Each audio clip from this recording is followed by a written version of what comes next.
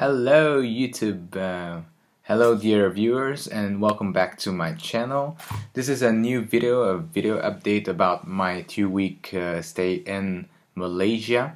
I'll just focus on the language part, and I'll make another video to explain my experience in depth with the people of Malaysia there. So before heading to Malaysia, I've learned about 45 hours of Bahasa Indonesia, which means Indonesian. As you know, Indonesian comes from the Malay language, so those languages are pretty similar. They do have some differences, but I could speak with Malay people without any problem, just adapting some words. So I would like to explain how is the situation, the linguistic situation in Kuala Lumpur, which is the capital city of the country. There it's pretty strange. Indian people mostly speak in Tamil. Chinese people speak in a wide variety of Chinese dialects plus Mandarin that unites all Chinese people. And Malay people speak in Malaysian language. Whenever I would try to speak in Malay in the capital city, everyone is replying in another language, which is kind of strange. Malay people would automatically reply in English. Indian people also, and Chinese people will just reply in Mandarin, and then I keep on speaking Mandarin with them.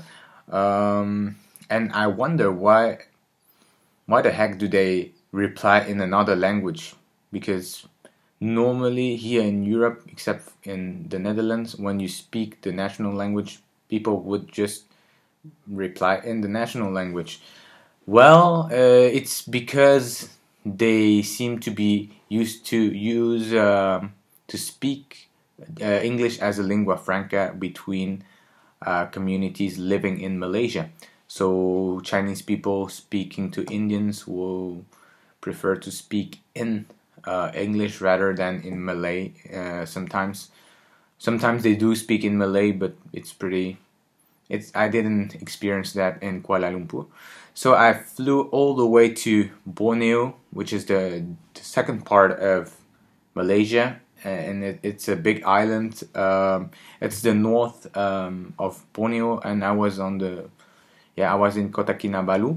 So I will give you a few advices about how you can practice the language in the target country when you have prepared for at least 50 hours. So if you study every day half an hour, that would be 100 days, about 3 to 4 months. Then you will know basic things. You will know how the language operates, but you still have all those passive words that you need to activate. So now I will give you some advice how you can do that when you go to another country. Avoid big cities, go to the countryside. This is the best because in the countryside people tend to speak the local language more than English. That was true in Malaysia. And people have a lot of time. It's not like rushing around in big cities. In the countryside, they can take 1 hour, 2 hours of their time to exchange with you in the local language. What I did basically is the first day that I got to Kundasang, which is a mountain, small city in the mountains near Mount Kinabalu in Malaysia, is to try to speak Malay every single time I had the opportunity to do so. So I went to the hotel, and I remember that I set myself a goal that was achievable to do the check-in only in Indonesian.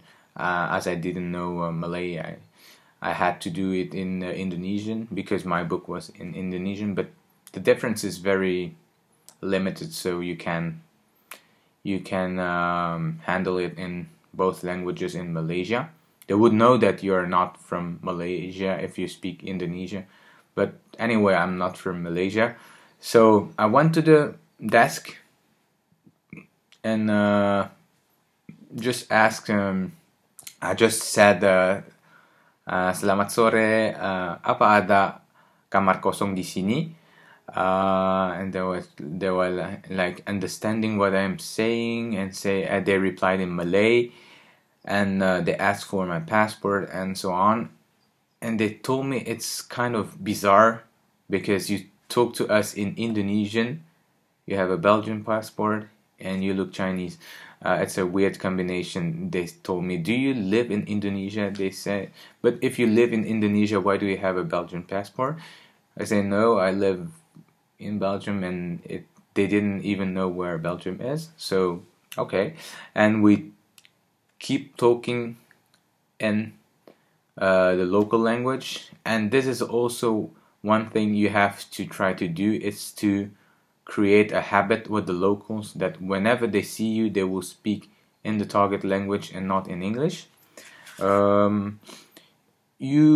It's preferable that you actually talk to someone who has basic knowledge in English, because whenever you don't know a word, you can ask, how do you say culture, how do you say interesting, and those basic words that you still need to acquire. I was actually with offline dictionary in my phone, so I went there in Kundasang and spoke to a hotel clerk for 1 or 2 hours. And whenever I didn't know a word or I didn't remember a word, I would search it in my cell phone, and I would say, yeah, culture is budaya. And I use as much as possible to say, oh, this culture is really interesting, this culture is really mixed, and so on and so on. And when you use what you have already learned, you are converting the passive knowledge into active knowledge. And you repeat over and over again this, for example, this word culture with different people in different contexts, and your brain will normally absorb this word.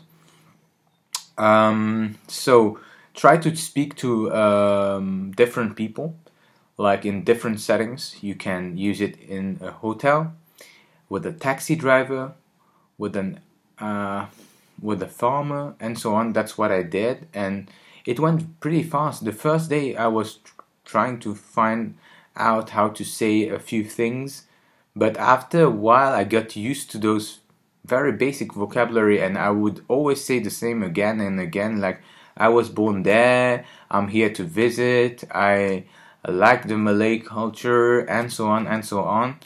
And then you get you get a hold on of all those basic words, and you can hold a basic conversation for an hour or two, and you have attained this kind of plateau that allows you to be proud of yourself, of your investment, 40 hours, and you can speak a little bit with the people. And remember, the first day and the first conversation will always be the hardest, because you're fumbling around for your words, but after a while everything falls into place, and you will just notice that everything starts to click in, and you don't need to make any effort anymore to express those basic things. And that's it. Those are my tips on how to practice. So if we sum up, when you go to the target country, before going, prepare at home at least 45 to 50 hours to know the basics through reading along through dialogues and text and so on. Do not focus too much on grammar, even if it's a grammar heavy language like Russian or Arabic. Just try to have a general view, because your objective is to speak to local people. Your aim is not to be perfect and write papers in the language, so you adapt your technique to your aim. It's just to travel, to speak to people that you will encounter during your trip. So prepare, because we cannot learn the language on the spot. If you learn the language on the spot, it will be very limited, Actually, people just learn to say hello, how are you, goodbye, thank you, have a nice day, and that's all. Then go to the countryside, because people are more likely and eager to speak to you in the local language, and you will experience the culture in a very authentic and genuine way.